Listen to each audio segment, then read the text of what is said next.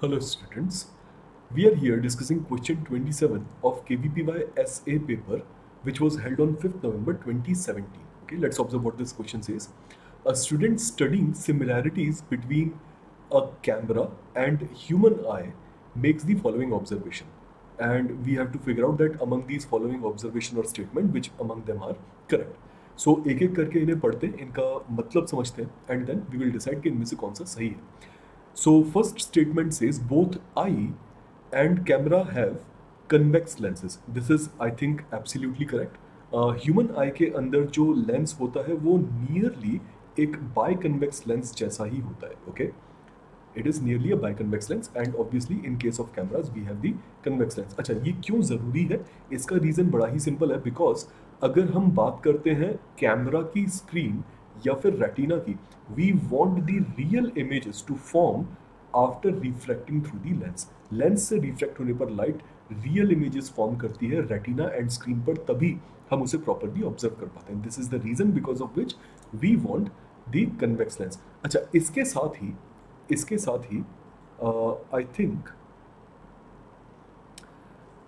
Statement number 4 भी सही हो जाता है. ठीक है, स्टेटमेंट नंबर 1 एब्सोल्युटली करेक्ट है, and since we have discussed कि why convex lens is necessary, because we want real images to form either on the screen और retina. So retina and screen का बिहेवियर एक जैसा होता है.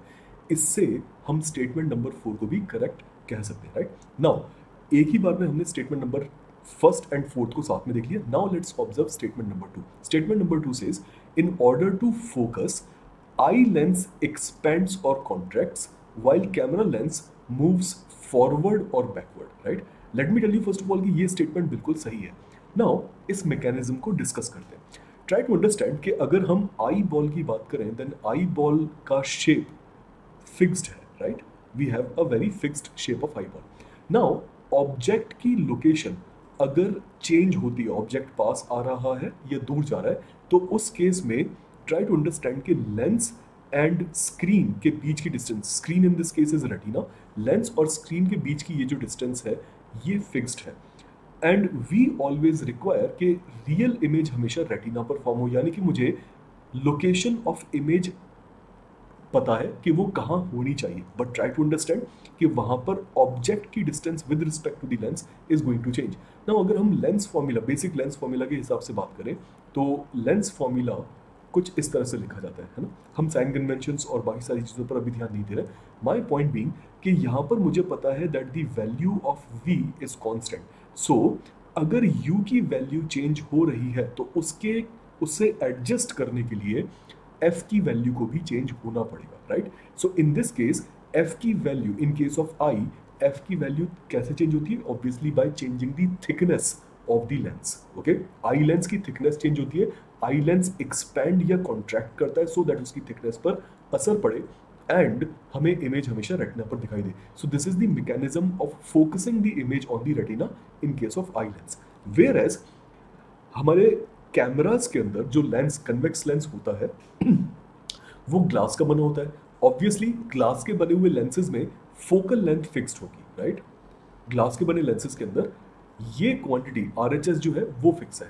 सो अगर हम एक ऑब्जेक्ट से एक डिफरेंट ऑब्जेक्ट पर कैमरा लेंस को फोकस या कैमरा को फोकस कराना चाहते हैं तो उस केस में U चेंज हो रहा है. राइट, सो अगर U चेंज हो रहा है एंड F फिक्स्ड है तो हमें V को चेंज करवाना पड़ेगा. And this is the reason because of which अगर आप यहाँ पर एक कैमरा इमेजिन करें, कैमरा का लेंस इमेजिन करें, देन उस कैमरा के लेंस के अंदर लगा हुआ कन्वेक्स लेंस मूव करता है back and forth so that कि हम V को वेरी करवा सके and always image should form at the screen of the camera. Right, so this is the mechanism of focusing an image in case of camera. So both mechanisms are correctly explained in statement 2, hence statement 2 is correct. Okay, let's now observe statement number 3.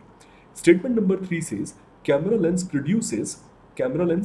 produces upside down real images. Okay, camera lens जो है वो upside down या inverted real images form करता है, whereas eye lens produces only upright real images.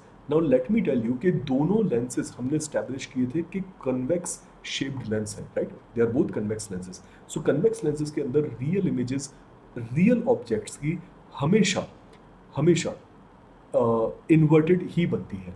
And eye lens के बारे में दी गई इंफॉर्मेशन यहाँ पर, that eye lens produces only upright real images, is wrong. Okay, so statement 3 गलत है। रेटिना पर इन्वर्टेड इमेजेस ही हमेशा फॉर्म होती हैं, बट हमें वो सीधी क्यों दिखाई देती है? ऑब्वियसली हमारा ब्रेन उस इंफॉर्मेशन को इन्वर्ट करके शो करता है, right? So statement 3 is wrong. Now, let's talk about statement number 5. A camera adjusts the amount of light entering in by adjusting the aperture of the lens. Okay. In the eye, corona controls the amount of light. So let us discuss whether this statement is correct or not. So in this case, try to understand कि हम aperture की बात करते हैं। Basically aperture होता क्या है? आप